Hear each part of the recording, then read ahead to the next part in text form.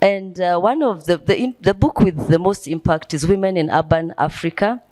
And this book was published by Z Books. Now I think Z has been bought by Bloomsbury.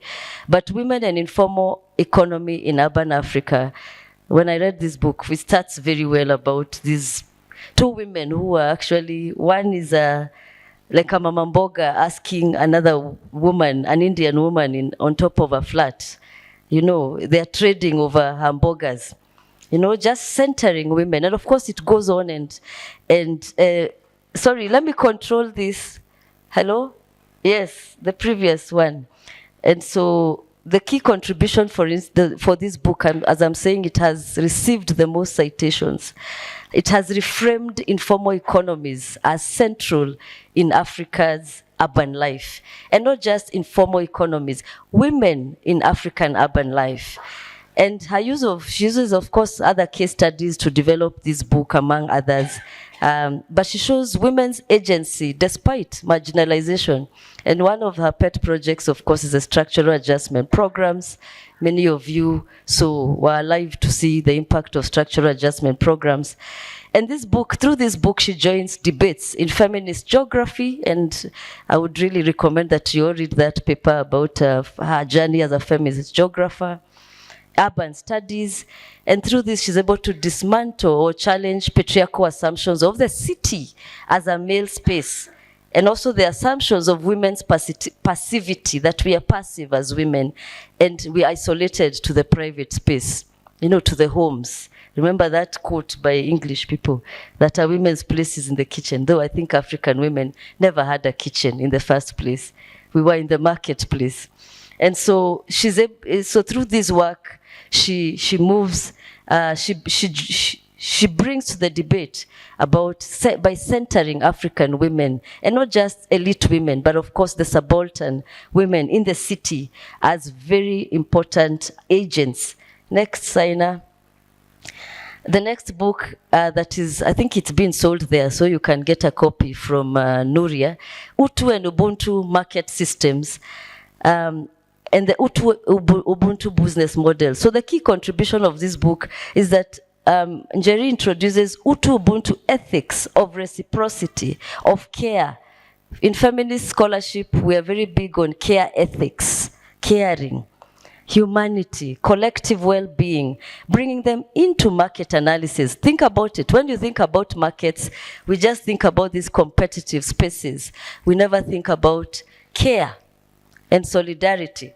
But through her work, and actually not just through her work, through our lives, because that's the beauty. She looks at our lives and theorizes around African lives of subaltern people. So she challenges colonial and neoliberal binaries of formal versus informal, and she's going to talk about that, and especially in the marketplace, and introduces African social philosophies like Utu and Ubuntu in markets and business models. Next.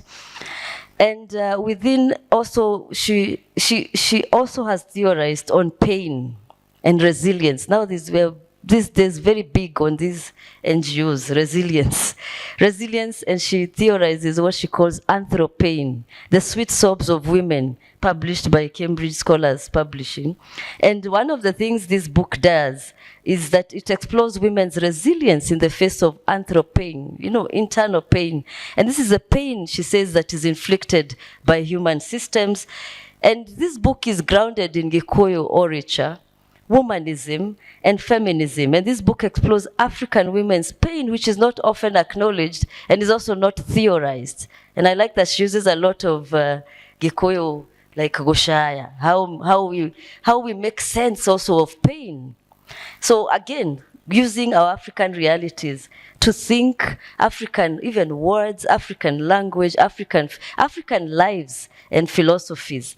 So, and through this she has critiqued, of course, gender methodologies that portray women just as victims, and looks at everyday women's resilience and African women's resilience, and suffering, positioning African women as theorists of resilience. Through of you, if you're here, you're in a chama. Why don't we teach chamas in business school? You know, why don't we theorize around our business? You know, if you go to most business schools, they are learning about the failure of, what do you call this company that collapsed? Nokia and Kodak, because they were unable to move to the next phase, you know, and Skype now, because Skype disappeared. Do you remember? We are all on Zoom. Skype should have been one of the shareholders. So now business school study all these as case studies. Why don't we study our people? And some of these Wamaes that you've seen have transformed. Transcentually started like a chama. You know, and the many women's chamas, and you know, many women are here. You know what you have done with chamas. And that's through her work. She shows how she challenges neoliberal narratives that prioritize profit over people, and her work has joined global debates on economic models, offering African women's economic systems and practices, I would call them practices, as models for rethinking economic systems. Wamaes, chamas, everybody's in the chama. Next. Through also another book she has written, Wanjiko in Global Development, Everyday Women's Livelihoods in Kenya, which recenters the ordinary citizen, Wanjiko. The book challenges the dominant development paradigms that privilege elite voices.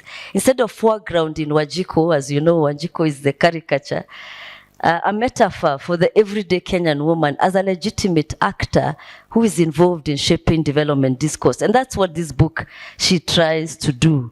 By critiquing, again, top-down models of development, Kinyanjui interrogates how global development agendas often marginalize the most marginalized people, local knowledge, and their agency, and she argues for participatory, bottom-up approaches that recognize community resilience and innovation. And she situates women at the heart of this, as in these development debates. Next. And then, so I told you there are like 11 books, and there are others which she will talk about. But when she moved to the US, I think looking at what women go through, again, subaltern women, migrant women, she wrote this book, Bakita Today. And also while she was during COVID, together with other scholars, they wrote another book on COVID. But through Bakita, again, which is available there, she explores, it's a collection of poetry and prose that explores the lives of low-income African migrants in the United States, working in low-cadre healthcare jobs. And through, of course, very intimate first-hand accounts, this book weaves a tapestry of challenges, of hopes, and struggles, revealing the resilience, again, of the human spirit. And so, through doing this work, she's able to, again, see, not just put the experiences of many migrant workers on paper, and this can help us also theorize further and appreciate the work that they do. And then, the next, because I can see Basil is here.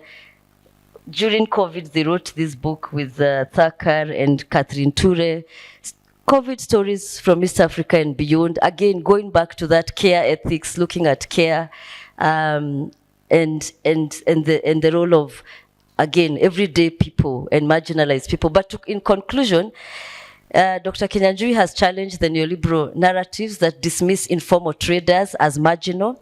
You remember we call them juakali in Kenya, or they also call themselves. And the experiences and the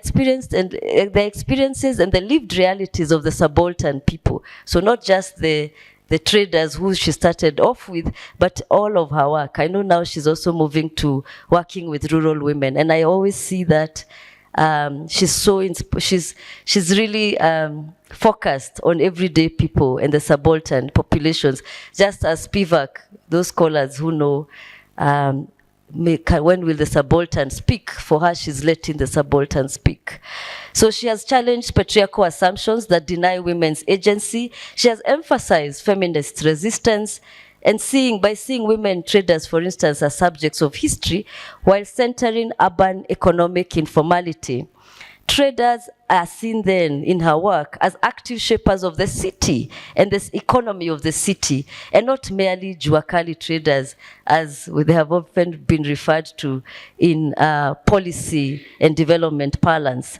She has warned, of course, of the colonial depictions of African markets as chaotic and backward, and instead positioned our markets as social institutions.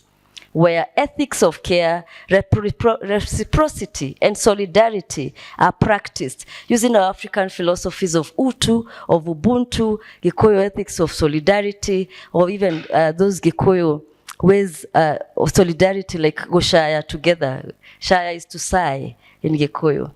She has brought African alternative economics to the academic debates, and through this work, Kinyanjui scholarship has reframed African economies, centered women's agency, and introduced African philosophies like Utu Ubuntu in global market systems. Her work has challenged neoliberal patriarchal narratives while positioning her scholarship as a source of theory and innovation.